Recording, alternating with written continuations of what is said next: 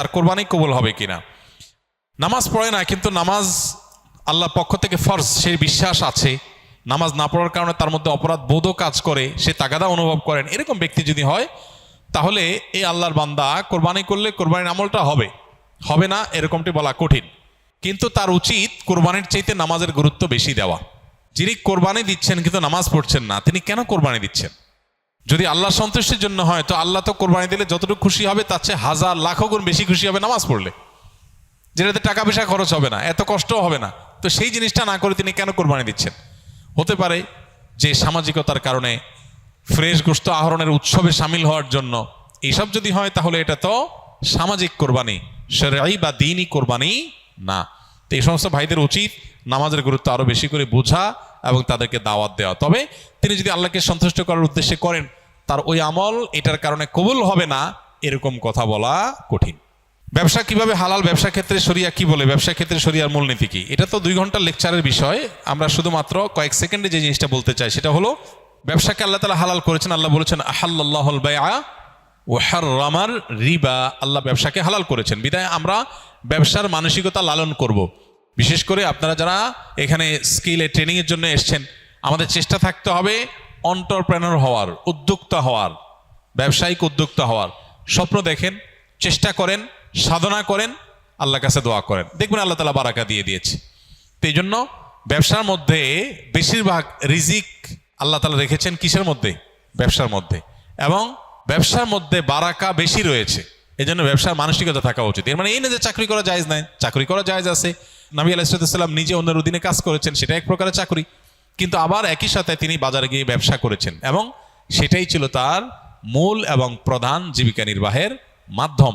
এজন্য ওই দিকে আমাদের অগ্রসর হওয়া উচিত। ব্যবসা ক্ষেত্রে বেশ কয়েকটা মূলনীতি লক্ষ্য রাখতে হয়। সবচেয়ে বড় জিনিস হলো যে হারাম জিনিসে ব্যবসা করা হারাম। যে জিনিস হারাম সেটা ব্যবসা করাও কি, যেটা আমার জন্য খাওয়া জায়েজ না সেটা আরেকজনের কাছে বেচাও জায়েজ না। এটা হলো একটা কমন মূলনীতি। দ্বিতীয়ত হলো ব্যবসা করার ক্ষেত্রে নবী আলাইহিস সালাম বলেছেন সামহান ইযা রাহিমাল্লাহু ইমরাআন সামহান ইযা বা সামহান ইযা ইশতারা।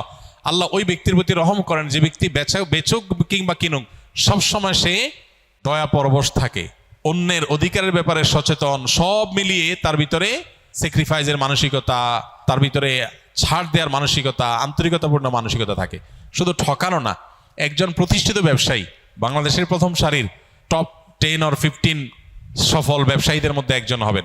ওই লোকটা নাম আর বললাম না। ওনার বিষয়ে এক ভদ্রলোক আমাকে বলতেছিলেন যে আমার ওনার সাথে একটা মিটিং ছিল, তো প্রসঙ্গত উনি বললেন যে ভাই, ব্যবসার বহু সংজ্ঞা তো বই পুস্তকে পড়েছেন, আমি ব্যবসায়ীর ছেলে এবং প্রতিষ্ঠিত ব্যবসায়ী হিসাবে আপনাকে আজকে নতুন একটা সংজ্ঞা বলে যাই। সেটা কি?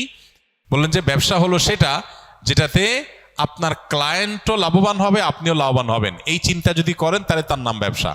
আর যদি মনে হয় যে আমি কিভাবে লাভবান হবে সেই চিন্তা করি, ক্লায়েন্ট মরে মরুক, ধ্বংস হয় হোক, তাতে আমার দেখার দরকার নেই, তো এটা ব্যবসা না, এটার নাম ডাকাতি। কথা বুঝে আসছে? দিন ঠিক এই কথাটা বলে, সামহান ইযা বা সামহান ইযা ইশতারা। আপনি ক্রেতা হন আর বিক্রেতা হন, উভয় অবস্থাতে আপনার ক্লায়েন্ট যার সাথে লেনদেন করছেন তার দিকটা আপনার খেয়াল করতে হবে।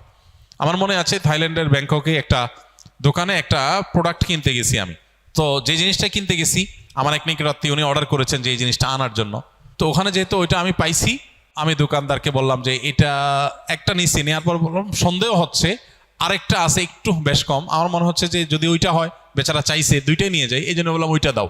পরে আমাকে দোকানদার বলল তুমি যেটা নিচ্ছ আর এটা নিচ্ছ সেম জিনিস, এখানে যে পার্থক্য দেখছো এটার কারণে ম্যাটেরিয়ালে কোনো পার্থক্য হয়নি। তিনি আমাকে বুঝালেন জিনিসটা সেম, তুমি যদি নাও তাহলে ডাবল লাগলে তুমি নিতে পারো, আর না হলে তুমি হয়তো এটা নেওয়ার কোনো যুক্তি নেই, তুমি যেটা নিয়ে সেটার ভিতরে চুল পরিমাণ ম্যাটেরিয়ালে কোনো বেশ কম নাই। শেষ পর্যন্ত আমি এটা কিনতেই পারলাম না। সে আমাকে এমন ভাবে বুঝাইলো, দোকান থেকে বেরিয়ে করে দিল যে তুমি নিলে দুইটা নাও, লাগলে সেটা ভিন্ন কথা, কিন্তু যেটা নিছো আরেকটা নিতে আসছো একটু লেখা বেশ কমের কারণে, এই লেখার কারণে ম্যাটেরিয়ালে কোনো পার্থক্য হয় নাই, জিনিস সেম, অযথা তুমি কেন টাকা নষ্ট করবা।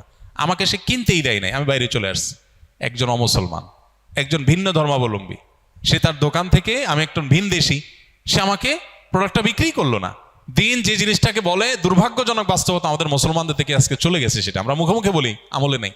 তো আপনারা ইনশাআল্লাহ কর্মক্ষেত্রে বিভিন্ন ক্ষেত্রে উদ্যোক্তা হয়ে উঠবেন। না খেয়ে থাকলেন, টাকা কম কামাই করলেন, উপার্জন কম হলো, কিন্তু কখনো কোনো মানুষের ক্ষতি যেন আমার দ্বারায় না হয়। আল্লাহ আমাদেরকে সেটা করার তৌফিক দান করুন। তো ব্যবসার মূলনীতিগুলো বোঝার জন্য ব্যবসা শুরু করার আগে ব্যবসা সংক্রান্ত বিধিবিধানগুলো আলাদা জেনে নিতে হবে, আলাদা কোর্স করে নিতে হবে। কি কি আমল করলে আল্লাহর খুব নিকটে যাওয়া যাবে, কোন আমল করলে আল্লাহ খুব খুশি হবেন? ভাই, যে আমলগুলো করলে আল্লাহর সবচেয়ে নিকটে যাওয়া যাবে, এর মধ্যে সবচেয়ে বড় আমলটা হলো সিজদা। নবী আলাইহিস সালাম বলেছেন, আকরাবু মা ইয়াকুনুল আবদু মির রাব্বিহি ওয়া সাজিদ, বান্দা আল্লাহর সবচেয়ে নিকটে যেতে পারে সিজদারত অবস্থায়। এই জন্য সিজদার আমলটা আমাদের বেশি থেকে বেশি করা উচিত। সিজদার মাধ্যমে আল্লাহর সবচেয়ে কাছাকাছি যাওয়া যাবে। আপনি যদি চান আল্লাহর খুব কাছে গিয়ে কিছু বলতে, তাহলে সিজদা দিয়ে আল্লাহর কাছে দোয়া করেন, বেশি করে নফল নামাজে। এটা হলো আল্লাহর সবচেয়ে কাছে যাওয়ার সবচেয়ে বড় মাধ্যম। আর কোন আমল করলে আল্লাহ খুব বেশি খুশি হন বা সবচেয়ে বেশি খুশি হন, এটা আসলে আপেক্ষিক। নবী করিম সাল্লাল্লাহু আলাইহি সাল্লামকে একই প্রশ্ন করা হলে তিনি কাউকে বলেছেন আউয়াল ওয়াক্তে নামাজ পড়া, কাউকে বলেছেন যে আমল নিয়মিত করা হয় সেটা সবচেয়ে আল্লাহর প্রিয় আমল। তো এটা আপেক্ষিক। কারোর যদি কোনো আমলের অভাব থাকে, ত্রুটি থাকে, তার ওই ত্রুটিটা পূরণ করাটাই আল্লাহর কাছে প্রিয়। কারণ নামাজটা মাশাআল্লাহ শুরু ওয়াক্তে পড়েন উনি, কিন্তু আমলের কোনো কন্টিনিউশন নাই, তাহলে সে ব্যক্তি কন্টিনিউয়াসলি কোনো আমল করবে, এটা তার কাছে তার জন্য বেশি গুরুত্বপূর্ণ। আল্লাহ এতে বেশি খুশি হবেন। কারোর হয়তো মাশাআল্লাহ নামাজ ভালো আছে, এটা ভালো আছে, কিন্তু সালাম দেওয়ার অভ্যাস নাই, তো সেই সালামের অভ্যাসটা বেশি করবে।